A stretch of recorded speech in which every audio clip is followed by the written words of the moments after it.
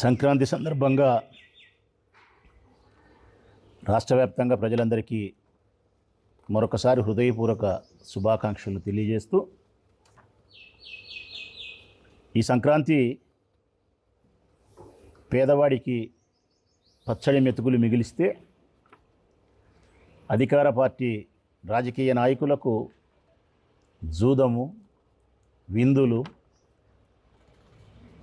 పసందైన భోజనము, మద్యము, 3 రోజులు 14, 15, 16 విలాసవంతమైనటువంటి జీవితం. ఒక్కసారి రాష్ట్ర వ్యాప్తంగా జరిగిన సంఘటనలను గమనిస్తే పేదవారికి పచ్చడి మెతుకులే భారమైంది. ఈ పెద్దోళ్ళకు, అధికార పార్టీ నాయకులకు మాత్రం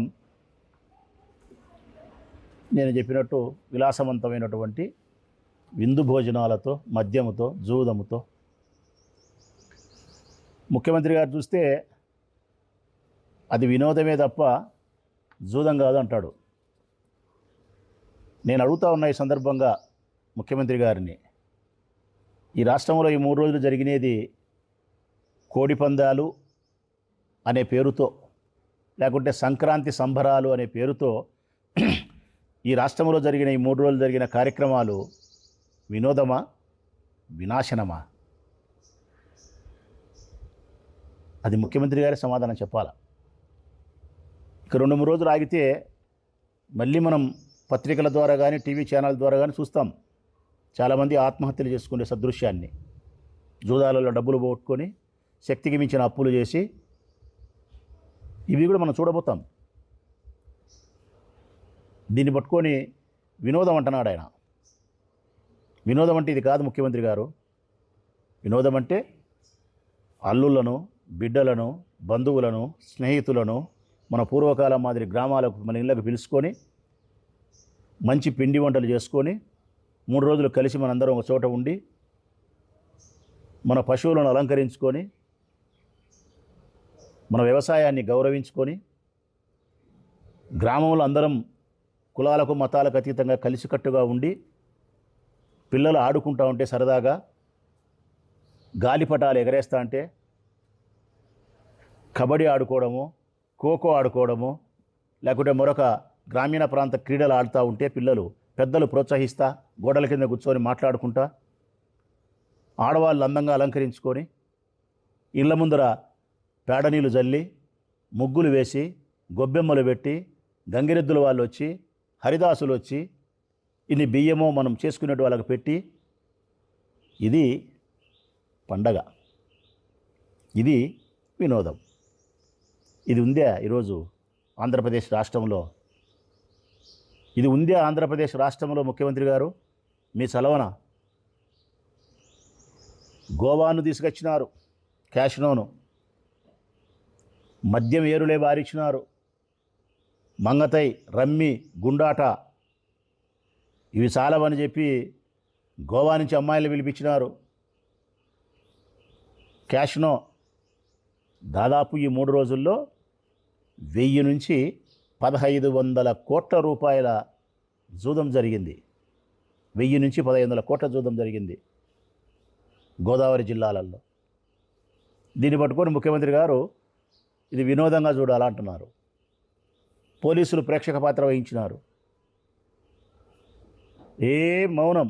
ఆ ఛాయలకు ఎక్కి తొక్కి చూసేందుకు లేదు. కారణం, మంత్రులు, అధికార పార్టీ ఎమ్మెల్యేలు, ఎంపీలు వాళ్ళే బరులలో కోళ్ళ మాదిరి నిలబడి నిర్వహిస్తూ ఉంటే, ముఖ్యమంత్రి గారే వారిని సపోర్ట్ చేస్తూ ఉంటే యా పోలీసు వాళ్ళు పోతారు? ఇంతకుముందు అయితే ఏదో గోదావరి జిల్లాలకే పరిమితమైనటువంటి సంక్రాంతి సంబరాలు. బాధపడే అంశం ఏంటంటే కనుక మనం కడప జిల్లా వాళ్ళం. ఈ గోదావరి సాంప్రదాయాన్ని కడప గడ్డకు పరిచయం చేసినారు తెలుగుదేశం పార్టీ నాయకులు, కడప వాళ్ళు. ఎప్పుడూ లేకుండా ఉండే, మునుపెన్నడూ లేని సాంప్రదాయాన్ని కడప గడ్డకు పరిచయం చేసినారు తెలుగుదేశం పార్టీ నాయకులు. గోదావరి సాంప్రదాయం కడపకు వచ్చింది.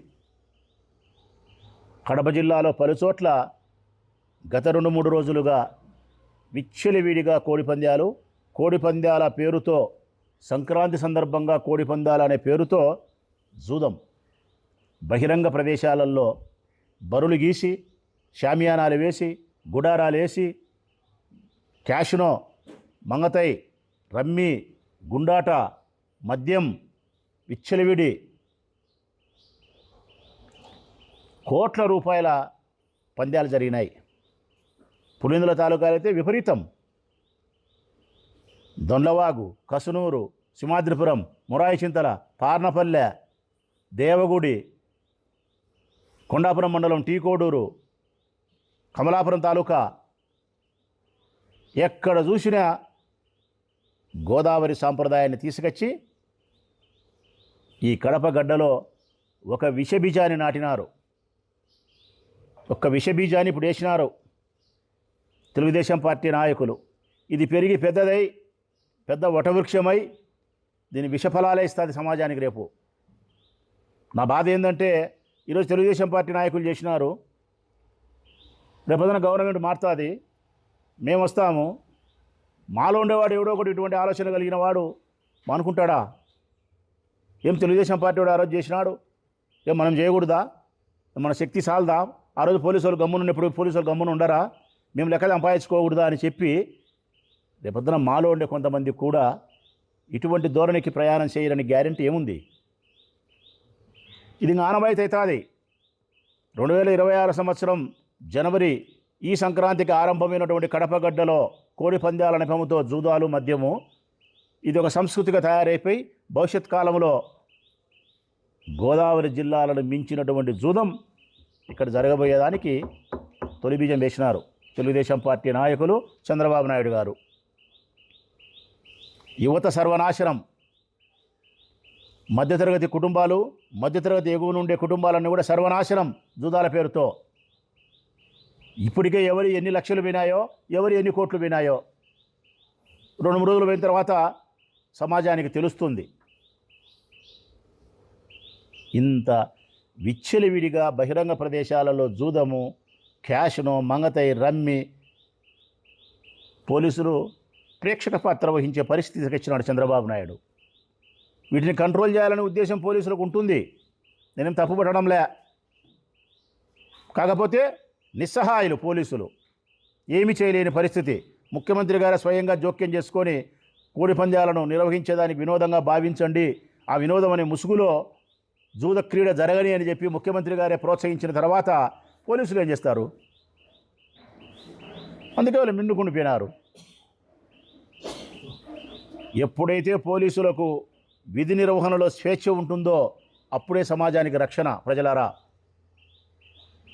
పోలీసుల యొక్క విధి నిర్వహణకు స్వేచ్ఛకు ఎప్పుడైతే భంగం కలుగుతుందో సమాజానికి రక్షణ కరువవుతుంది. మన మానానికి, మన ప్రాణానికి, మన ధనానికి, మన స్వేచ్ఛకు అన్నిటికీ ప్రమాదమే. ఆ పోలీసులకు విధి నిర్వహణకు స్వేచ్ఛను కలిగించాల్సిన బాధ్యత పాలకులు. ఈ పాలకులే పోలీసుల యొక్క స్వేచ్ఛకు సంఖ్యలు వేసినారు, పోలీసుల యొక్క విధి నిర్వహణకు సంఖ్యలు వేసినారు. కాబట్టే తెలుగుదేశం పార్టీ నాయకులు ఇది జరుగుతుంది. దీని సమాధానం ముఖ్యమంత్రి గారు చెప్పాలా.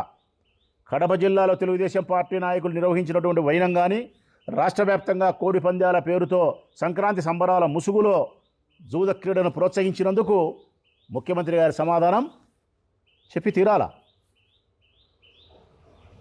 మా జిల్లా కూడా ఇక సర్వనాశనమే. ఇంకా సంక్రాంతి వస్తే ఇంకా ఎంతమంది జూదాల పేరుతో నాశనం కావాలనో, ఎంతమంది ఆత్మహత్యలు చేసుకోవాలనో నిదానంగా ప్రజలు చూస్తారు. లోకేష్ బాబు ఎప్పుడైతే రాజకీయాల్లో క్రియాశీలక పాత్ర పోషిస్తున్నాడో అప్పటి నుంచి సర్వనాశనం అయిపోయింది రాష్ట్రం, సర్వనాశనం అయిపోయింది ప్రజలారా. రెడ్ బుక్ రాజ్యాంగం పేరుతోనూ, విచ్చలవిడి అవినీతి పేరుతోనూ, వైఎస్ఆర్ కాంగ్రెస్ పార్టీ నాయకుల పట్ల కక్ష సాధింపు కానీ, తెలుగుదేశం పార్టీ నాయకులు సంపాదించుకునేదానికి అవినీతికి ప్రోత్సహించే విధానం కానీ విచ్చలవిడి అయిపోయింది. లోకేష్ రాజకీయ ప్రాధాన్యత ఎక్కువైనప్పటి నుంచి సర్వనాశనం అయిపోతుంది రాష్ట్రం. ఇది ప్రజలు గుర్తించాల్సినటువంటి అవసరము, బాధ్యత ఉంది ప్రజలకు. ఈ సందర్భంగా ఒక కథ చెప్పాలనిపిస్తుంది ప్రజలకు. నేను తెలిసిన కథ అనుకుంటా, బహుశా చిన్న కథ, ఒక 2 నిమిషాల కథ. మనందరం చూసినట్టు జగన్మోహన్ రెడ్డి ప్రస్తావన వస్తానే ఏమని మాట్లాడతారు? తండ్రిని మించిన తనయుడు అంటారు. తండ్రిని మించిన తనయుడు ఎందుకంటారు ఆ మాట? ఒక రాజకీయ పార్టీని సొంతం స్థాపించుకొని అనేక రకాల కష్టాలు పడి జైలు జీవితాన్ని 16 నెలలు అనుభవించినప్పటికీ, ఒకసారి ఓటమి చెందినప్పటికీ, ప్రజా సంకల్ప యాత్ర పేరిట అన్ని వేల కిలోమీటర్లు పాదయాత్ర చేసి ఇంత పార్టీని నడిపించి సింగిల్గా పోటీ చేసి అధికారంలోకి రాగలిగినాడు. అధికారంలోకి వచ్చిన తర్వాత ఈ రాష్ట్రాన్ని అభివృద్ధి చేయగలిగినాడు. తనకంటూ చెప్పుకోదగినటువంటి అనేక రకాల సంక్షేమ పథకాలకు ప్రాణం పోసినాడు. కాబట్టి విద్య పేరుతోనూ, వైద్యం పేరుతోనూ, వ్యవసాయం పేరుతోనూ సంస్కరణ తీసుకురాగలిగినాడు. కాబట్టి రాజశేఖర రెడ్డి కంటే మించిన మంచి పరిపాలన చేసినాడు. కాబట్టి తండ్రిని మించిన తనయుడు అంటున్నారు. ఇది సత్యం. ఒకవైపు జగన్ ప్రస్తావన వస్తే తండ్రిని మించిన తనయుడు అంటున్నారు. లోకేష్ ప్రస్తావన వస్తే ఇంకా లోకేష్ ఇంకా మంచి పని చేసినాడు. జగన్మోహన్ రెడ్డి రాజశేఖర రెడ్డికి చేసిన మంచి కంటే లోకేష్ బాబు చంద్రబాబు నాయుడు చేసిన మంచి ఎక్కువ ఉంది. తండ్రి రుణం తీర్చుకున్నాడు. ఆయన తండ్రిని మించిన తనయుడు. లోకేష్ బాబు తండ్రిని మంచివాణి చేసిన తనయుడు. తండ్రిని మంచివాణి చేసిన తనయుడు. స్వతసిద్ధంగా చంద్రబాబు నాయుడు చెడ్డవాడు, చెడ్డ రాజకీయ నాయకుడు, వాగ్దాన భంగం చేసినవాడు, మాట ఇచ్చి ప్రజలకు మోసం చేసినవాడు, తనకంటూ చెప్పుకోదగ్గర ఏ పరిపాలనా సంస్కరణలు చేయనివాడు, ఒక సంక్షేమ పథకం కూడా తన పేరు పెట్టుకోలేనివాడు. అందుకే ఈ రాజకీయ జీవితంలో ఆంధ్రప్రదేశ్లో చంద్రబాబు నాయుడుకు చెడ్డ పేరుంది, చెడ్డవాడు అని. అందుకే అట్టి చెడ్డవాడైనటువంటి చంద్రబాబు నాయుడు మంచివాడు చేసినాడు లోకేష్ బాబు. ఆయన తండ్రిని మించిన తనయుడు జగన్ అయితే, తండ్రిని మంచివాణి చేసిన తనయుడు లోకేష్. ఏ విధంగా? దానికో చిన్న కథ.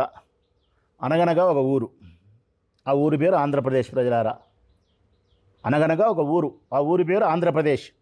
ఆ ఆంధ్రప్రదేశ్ అనే ఊరిలో తండ్రి కొడుకులు. తండ్రి పేరు చంద్రన్న అనుకో, కొడుకు పేరు లోకేష్ అనుకో. నీళ్లు తాగే బాయింది. ఊరంతా నీళ్ళు అక్కడ తాగడానికి నీళ్లు తీసుకుపోతారు చేదుకొని. ఆ బాయి గట్టునే చంద్రన్న ఒంటికి పోసేవాడు, తండ్రి ఒంటికి పోసేవాడు. ఊరంతా చెప్పేవాళ్ళు, నీళ్లు తాగే బాయి నాయన అది, ఆ బాయి గట్టున నీళ్లు ఒంటికి పోస్తానా, పొయ్యాకు బాగుండదు, అంత దూరం పోయి ఒంటికి పోయి అని చెప్పేవాళ్ళు. వినేవాడు కాదు తండ్రి, అక్కడనే పోసేవాడు. ఊరందరూ అనుకునేవాళ్ళు వీడు చెడ్డవాడు అని చెప్పి. 20 ఏళ్ళు 30 ఏళ్ళు గడిచిపోయింది. మళ్ళీ తర్వాత వాళ్ళ కొడుకు వచ్చినాడు వయసులోకి. ఆయన వచ్చి వాళ్ళ కొడుకు వచ్చి బాయి గట్టున పోయకుండా మంచినీళ్ళు తాగే బావిలో పోసినాడు ఒంటికి. బావిలో ఒంటికి పోసేసరికి ఊరందరూ, ఊరనైనా మీ నాయన బావి గట్టున పోసానాడు, నువ్వు తీర్మానంగా బావిలోనే పోసానవరా తాగే నీళ్ళు అయ్యి, పొయ్యి ఆగరా సోవి గట్టున పోయి అన్నారు. వినలే ఆయన కొడుకు, బావిలోనే పోయి పట్టినాడు. 1 సంవత్సరం గడిచింది. ఇంకా ఊరందరూ కలిసి మాట్లాడుకోబట్టారంట, వీనికంటే వాళ్ళ ఆయనే మంచివాడు. కారణం వాళ్ళ ఆయన బావి గట్టున పోస్తున్నాడు, ఈయన బావిలోనే పోస్తున్నాడు తీర్మానంగా. అట్లా చెడ్డవాడైన తండ్రిని మంచివాడు చేసిన కొడుకులాగా తన రాజకీయ జీవితంలో చెడ్డవాడుగా మిగిలిపోవాల్సిన చంద్రబాబు నాయుడును అత్యంత చెడ్డ పనులు చేయడం వల్ల లోకేష్ తండ్రిని మంచివాడిని చేసినాడు. ఈ విషయంలో మాత్రం తండ్రి యొక్క రుణాన్ని తీర్చుకున్నాడు మన లోకేష్ బాబు. ఇది ఈ రాష్ట్రంలో నేటి రాజకీయాల పరిస్థితులు. అది అవినీతి అయినా, అప్పులైనా, కక్ష సాధింపు చర్యలైనా, శాంతి భద్రతలు భంగం కలగడమైనా, జూదాలు విపరీతం కావడమైనా, ఏదైనా లోకేష్ బాబు యొక్క రాజకీయ ప్రాధాన్యత మించిపోయిన తర్వాత ఇటువంటి పరిస్థితి వచ్చింది. ఈ కడప జిల్లాలో కూడా ఈ నాయకులను ప్రోత్సహించి గోదావరి జిల్లాల సాంప్రదాయాన్ని కడప గడ్డకు తెచ్చి ఇక్కడ సమాజాన్ని, యువతను సర్వనాశనం ఈ పార్టీ చేస్తుంది తెలుగుదేశం పార్టీ. దీనికి ముఖ్యమంత్రి గారు సమాధానం చెప్పాలా? పోలీసులు ఏమి సమాధానం చెప్తారని అడుగుతా ఉన్నా నేను. ఇంత బహిరంగంగా వాళ్ళు కడప జిల్లా వ్యాప్తంగా మంగతాయి ఆడిపించినారు, క్యాషినో పెట్టినారు, గుండాట పెట్టినారు, మద్యం దాపించినారు, కోళ్ళకు కత్తులు కట్టి పందాలు నిర్వహించి కోట్ల పందాలు జరిపినారు. ఏం సమాధానం చెప్తారు పోలీసులు? అదే వినాయక చవితి వస్తే మా ప్రభుత్వంలో మా జగన్మోహన్ రెడ్డి గారు స్వయాన ముఖ్యమంత్రిగా ఉన్న మా జగన్మోహన్ రెడ్డి గారి సందర్భంలో మేము పొద్దుటూరుకు వచ్చే వినాయక చవితి జరిగితే మాకెంతో ఇష్టమైన పండగ మా హిందువులకు వినాయక చవితి. మా పిల్లోళ్ళు పెద్దోళ్ళు ఆడవాళ్ళు అందరూ 9 రోజులు బ్రహ్మాండంగా చేసుకుంటారు. వినాయక చవితి సందర్భంగా దేవుని దగ్గర డీజే పెట్టుకోవాలన్నా, లేకుంటే దేవుని ఊరేగింపుగా నిమజ్జనాన్ని తీసుకుపోయేటప్పుడు డీజే పెట్టుకోవాలంటే మాకు పర్మిషన్ ఇలే.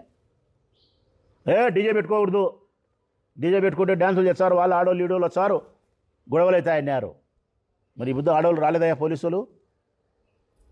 ఆ బుద్ధు పండగ అంటే సంక్రాంతి అంటే దేవుడు వచ్చినాడు ఊర్లోకి. ఈ బుద్ధు సంక్రాంతి అంటే తెలుగుదేశం పార్టీలో దేవుడు రాలే, దేవకన్యలు వచ్చినారు, గోవా నుంచి దేవకన్యలు వచ్చినారు. మేము డీజే పెట్టుకునే దానికి ఆ రోజు పర్మిషన్ ఇవ్వకపోతే పొద్దుటూరులో అన్నీ మూసుకున్నా. ఒక ఎమ్మెల్యే, అధికార పార్టీ ఎమ్మెల్యేగా ఉండి అన్నీ మూసుకొని ఈ ఊర్లో ఉండే ప్రజలకే చెప్పిరా. పోలీసులు ఏదో మంచి ఉద్దేశంతో గొడవలు జరుగుతాయని వద్దంట, ఆ డబ్బా మీరే సర్దుకోండి అని చెప్పి మేము డీజే కూడా పెట్టుకోలే. వినాయక చవితి వస్తే డీజే పెట్టుకునేదానికి కూడా అర్హత లేని పరిస్థితుల్లో మేము పండగ చేసుకుంటే మా ప్రభుత్వంలో ఈ బుద్ధు సంక్రాంతి సంబరాలని, కోడి పందాల పేరుతో వందల వేల కోట్ల రూపాయల జూద క్రీడ నిర్వహించి అమ్మాయిలు పిలిపించి క్యాసినోలు పెట్టి మంగతాయి ఆడిపించి గుండాట ఆడిపించి మద్యం దాపి మీ ఇష్టానుసారం ఈ ప్రభుత్వంలో చేస్తూ ఉంటే మరి పోలీసులు సమాధానం చెప్పరా? పోలీసు అధికారులారా, ఈ విషబీజం రేపొద్దున కడప గడ్డను సర్వనాశనం చెయ్యదా? రేపు జరగబోయే ఈ కడప జిల్లాలో కానీ రాష్ట్రంలో కానీ జరగబోయే అప్పుల వలన, జూద క్రీడ వలన జరిగిన అప్పుల వలన జరగబోయే ఏ ఆత్మహత్యకైనా ఆ కుటుంబానికి ఈ ప్రభుత్వమే సమాధానం చెప్పాలా?